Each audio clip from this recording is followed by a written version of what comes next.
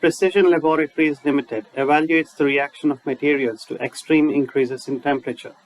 Much of the company's early growth was attributable to government contracts, but recent growth has come from expansion into commercial markets. Two types of testing at PLL are heat testing and Arctic condition testing. Currently, all of the budgeted operating costs are collected in a single cost pool. Tom Parker, the management accountant, calculates a uniform cost driver rate based on the hours expected in the next period and marks up this hourly rate by 40% to recover administrative costs and taxes and to earn a profit. Tom is reviewing the hourly charge-out rate.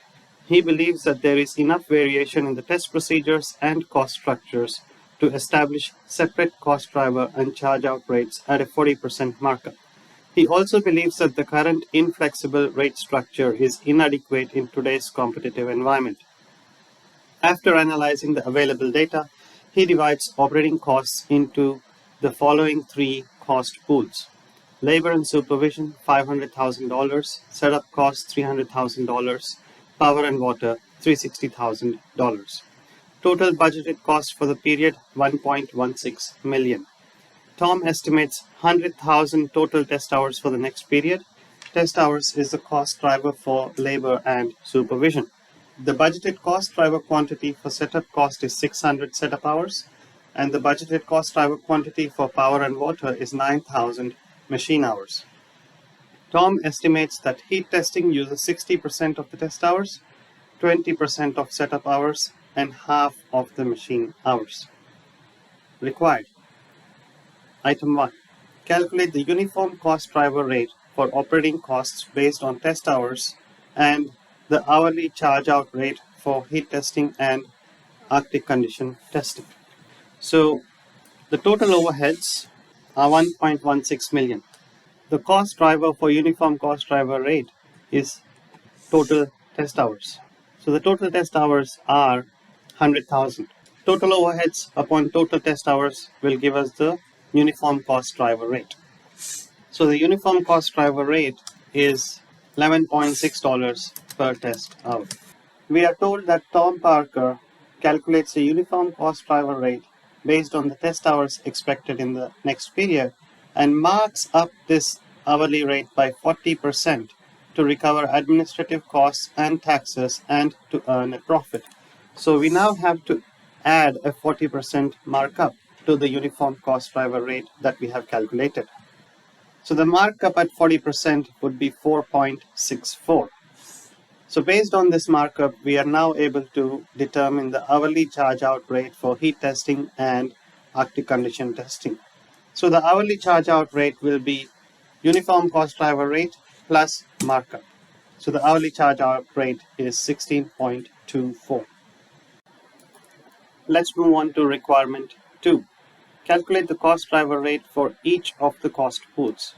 So the cost pools we have are labor and supervision, $500,000, setup costs, $300,000, power and water, $360,000. We need to identify the quantity of cost drivers for each of these cost pools.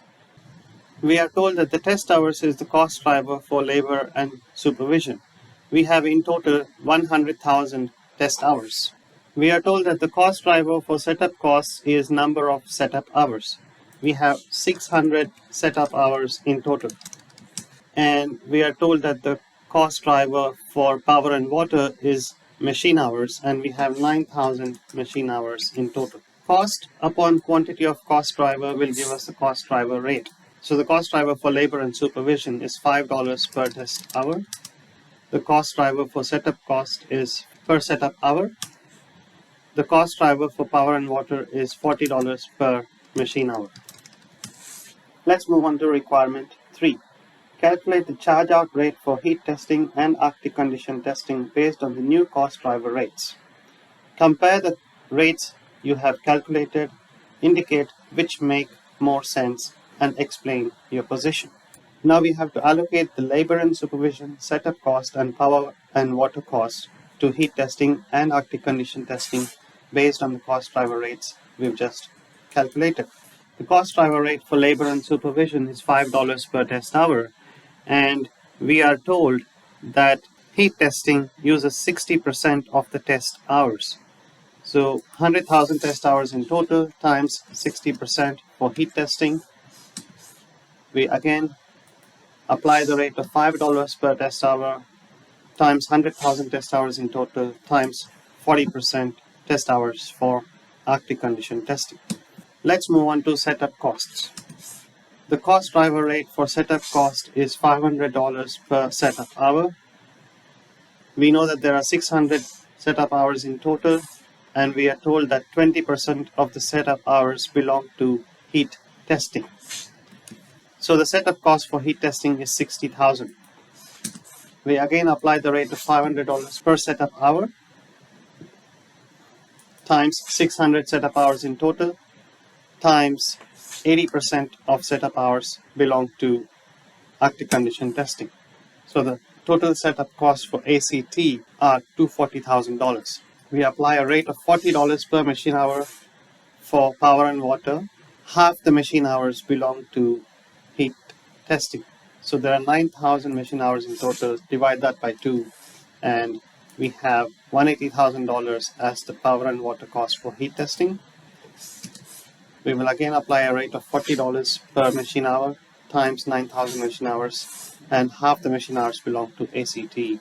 So the power and water cost for ACT is also $180,000. Total cost for heat testing is $540,000. For ACT, $620,000. There are 100,000 test hours in total, and 60% of the test hours are for heat testing, and the remaining are for ACT. Total cost upon total test hours will give us cost per test hour. So the cost per test hour for heat testing is $9, and Arctic condition testing is $15.5. We now have to add a markup of 40%.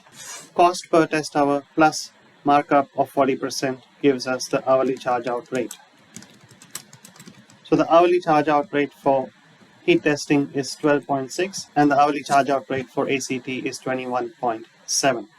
So when we look at the charge out rate we determined as part of requirement 1, we notice that the company is currently charging $16.24 per test hour for both heat testing and ACT.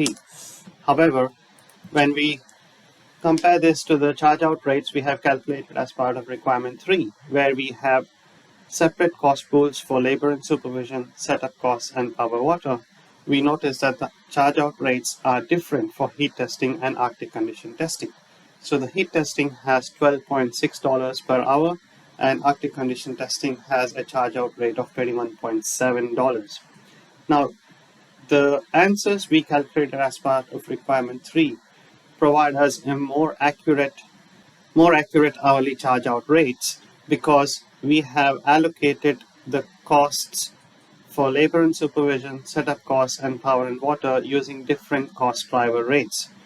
However, as part of requirement 1, when we calculated the charge out rate, we took the total overheads and divided that by the total test hours. And hence, we had only a uniform cost driver rate of 11.6 and the same charge out rate for heat testing and Arctic condition testing. However, since heat testing and Arctic condition testing consume different amounts of labor and supervision, consume different amounts of setup hours, and consume different amounts of machine hours, it makes more sense charge the customers differently for heat testing and Arctic condition testing. Requirement 4. If PLL's competitors all charge $19.50 per hour for Arctic testing, suggest changes that the company might be able to make to stay competitive. Now, the key things to remember here are quality, speed, and accuracy or reliability. We need to first determine if the competition is offering Arctic testing at 19.5, and if they maintain the same quality, same speed, and same accuracy or reliability as Precision Laboratories. And if it is the case, then PLL would have no choice but to offer ACT at 19.5 or lower in order to stay competitive.